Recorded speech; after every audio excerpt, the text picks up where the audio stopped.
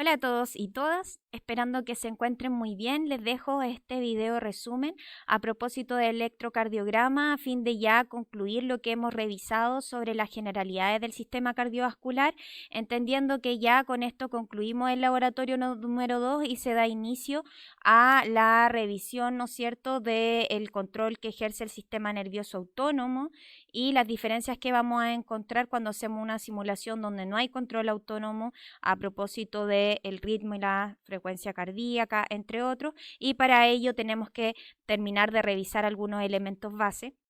los cuales vimos en el laboratorio, seguramente ustedes vieron en mayor detalle en cátedra, pero lógicamente vamos a analizar acá y siempre es bueno repasar, sobre todo para ustedes como futuros médicos, estos elementos que tienen que tener clarísimos con respecto a lo que corresponde al electrocardiograma. Sin mayor detención, entonces, vamos a recordar que en el corazón vamos a encontrar una red de células especializadas en la generación y conducción del potencial de acción eléctrico, en las cuales vamos a encontrar en esta red eléctrica al nodo sinusal auricular, a las vías internodales, en el nodo auriculoventricular, las de His, ¿no es cierto?, que va a comunicar con las fibras o red de Purkinje, cuyas ramificaciones finalmente transmiten la despolarización o la actividad eléctrica, este potencial de acción, hacia los ventrículos. Mientras que ya rápidamente desde el nodo sinusal auricular y por también ayuda de las vías internodales, esto se transmitió rápidamente a las aurículas, ¿cierto? Vimos también en clases, ¿no es cierto?, de cómo hay diversos factores que van a ir retrasando este potencial de acción. La principal compuerta es el nodo auriculoventricular, que a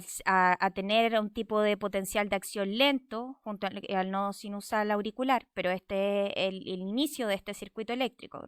Entonces el nodo auriculoventricular es aquel que con su potencial de acción lento retrasa, ¿no es cierto?, el paso del potencial de esta actividad eléctrica hacia los ventrículos, permitiendo primeramente la contracción auricular previa a la contracción ventricular. Ahora bien, un electrocardiograma no es más que una representación gráfica de la actividad eléctrica del corazón en función del tiempo con respecto a una línea isoeléctrica. A propósito de ser, ¿no es cierto?, la suma de estos potenciales de acción que se dan en esta célula en el corazón, el electrocardiograma va a permitir obtener información ya sea sobre la orientación anatómica del corazón, los tamaños relativos de las cámaras tanto auriculares como ventriculares, si existe algún trastorno tanto del ritmo como de la conducción, además en caso de que haya ciertas lesiones isquémicas del miocardio, evaluar la extensión, su localización y el progreso de esta, determinar efectos sobre las alteraciones del balance electrolítico y por supuesto evaluar acción de fármacos que ya sea directa o indirectamente van a incidir sobre este circuito eléctrico. Lo decíamos que el electrocardiograma entonces es la suma o la representación gráfica de la actividad eléctrica del corazón, ojo, en función del tiempo, porque no olviden que si bien esta actividad eléctrica se grafica y lo encontramos a veces en pantalla o en papel, estas cuadrículas especializadas en las cuales se registra esta actividad eléctrica está estandarizada de modo tal que permita en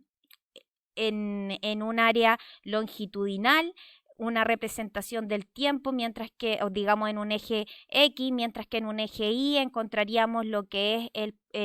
la diferencia de potencial. Cuando se trabaja en estos sistemas a papel, también está estandarizado, el papel avanza a 25 milímetros por segundo y lógicamente en pantallas va a estar más estandarizado, está igualmente estandarizado, por lo tanto encontramos que, digámoslo, en este cuadrado que estoy mostrando ahora en la diapositiva, vamos a encontrar que en su eje X equivale a 0,2 segundos, por lo tanto un cuadradito pequeño va a equivaler a 0,4 segundos y por otra parte lo decíamos en el plano Y, digamos la altura en un corte transversal, encontramos que la longitud total va a ser de 10 milímetros correspondiente a 1 milivolt. Y ahí vamos a encontrar las distintas ondas, intervalos y segmentos que vamos a posteriormente revisar, pero ahora primeramente vamos a ver cómo se efectúan las consideraciones que tenemos que tener para entender un electrocardiograma. Primeramente, si queremos medir la actividad eléctrica del corazón, ustedes comprenderán que ver estos cambios de diferencia potencial o cómo se transmite este impulso cardíaco en un patrón 3D es bastante complejo. Por lo tanto, además, considerando que esto va a variar de una persona u otra e inclusive dentro de una misma persona va a variar en función de el lugar o la forma en la cual yo establezca las mediciones, las cuales nosotros vamos a conocer como derivaciones. Entonces lo que se hace es hacer una conexión eléctrica desde la piel del paciente a un dispositivo, en particular un electrocardiógrafo, que va a ir registrando la actividad eléctrica del corazón, nunca lo olviden, en función del tiempo. Y desde ahí, al generar estas lecturas, se van a establecer varias derivaciones, lo cual vamos a entender como la fluctuación de la diferencia de voltaje entre dos electrodos. ¿Sí? Entonces vamos a ver que se instalan diversos electrodos y se van a ver las diferencias, etcétera, y ahí vamos a encontrar diversas derivaciones. En el electrocardiograma convencional, nosotros encontramos que se establece en base a 12 derivaciones. 6 de ellas se hacen en el plano frontal y 6 de ellas, denominadas derivaciones precordiales, permiten una mirada desde un plano transversal sagital hacia esta transmisión del impulso eléctrico. Entonces, bueno, el triángulo de Enthoven creado por creado por este científico hace ya más de un siglo, establece que, bueno, para la mirada entonces frontal vamos a establecer que en el organismo, ¿no es cierto?, miramos en este individuo, se va a establecer una suerte de triángulo equilátero marcado por la base por ambos hombros y en la cúspide invertida, ¿no es cierto?, hacia la ingle. Ahora bien, por convención, a propósito de las cualidades eléctricas del organismo y por comodidad principalmente del paciente, se establece que la medición de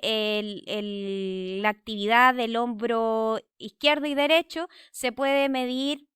igualmente en los antebrazos, y por eso los electrodos van en los antebrazos, y la medición correspondiente a la ingle se realiza en las extremidades inferiores como consenso en la pierna izquierda. Recuerden ustedes que todas estas son conexiones arbitrarias que se han establecido por consenso.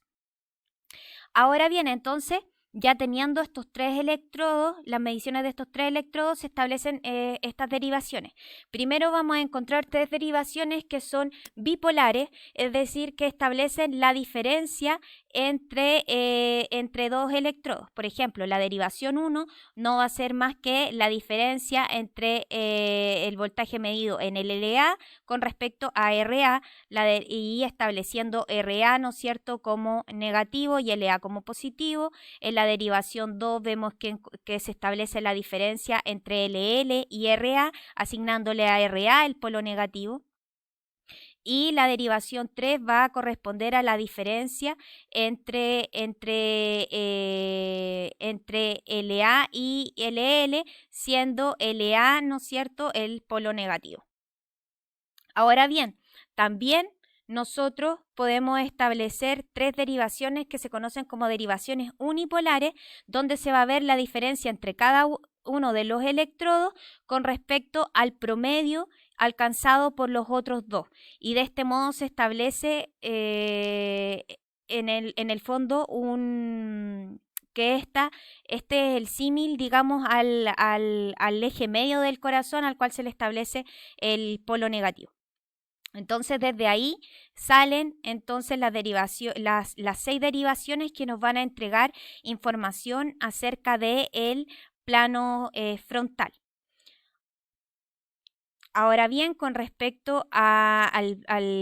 plano sagital y transversal, encontramos lo que son las derivaciones precordiales que van desde el cuarto espacio intercostal derecho en la línea paraesternal, se fijan ustedes al lado del esternón, hasta el quinto espacio intercostal izquierdo hacia la línea axilar media. Y en este caso se establece, ¿no es cierto?, que cada derivación precordial es una derivación positiva con respecto al centro del corazón que corresponde al polo negativo. Ahora bien, es relevante que cuando nosotros sumamos los diversos vectores que van a hacerse presentes, recuerden ustedes que entonces esto tiene, la conducción tiene un sentido y una magnitud, por lo tanto vamos a obtener nosotros lo que son diversos vectores. Si nosotros hacemos una suma de los vectores de la actividad eléctrica cardíaca, vamos a obtener lo que se llama un vector cardíaco. Ahora bien, si nosotros obtenemos un vector que resulta de los acontecimientos que dan donde el lugar en el pic del complejo QRS, se denomina lo que nosotros conocemos como el vector o eje eléctrico medio del corazón. Y con respecto a la derivación 1, suele estar a 60 grados. Y esa, digamos, sería un eje eléctrico medio del corazón normal. Ahora bien, nosotros vamos a encontrar diversas variaciones que cuando son leves desplazamientos pueden ser con razones fisiológicas normales o cuando hay alguna patología. Entonces, esto generalmente suele asociarse, cuando es de tipo patológico, a una modificación con respecto a la masa relativa, ya sea de los ventrículos izquierdo o derecho. Entonces, vemos que, lo decíamos, hay variaciones fisiológicas normales, por ejemplo, leves desplazamientos hacia la derecha es común encontrar en personas que sean más altas y delgadas. No obstante, si ya el desplazamiento es considerable, aquí vemos que de 60 grados pasamos a 120, eso suele asociarse a una hipertrofia del ventrículo derecho. Mientras que cuando hay un desplazamiento considerable al eje de la izquierda, en este caso que llega a un ángulo de 0 grados con respecto a la derivación 1, lo que encontramos es que hay una hipertrofia del ventrículo izquierdo. Si hay una disminución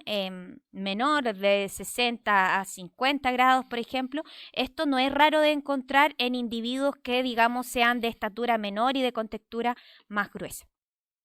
Esto en general con respecto al establecimiento de los sistemas de derivación del electrocardiograma. Voy a dejar este video hasta ahí y voy a hacer uno nuevo con respecto al análisis de los diversos componentes del electrocardiograma que también van a acompañar a este video.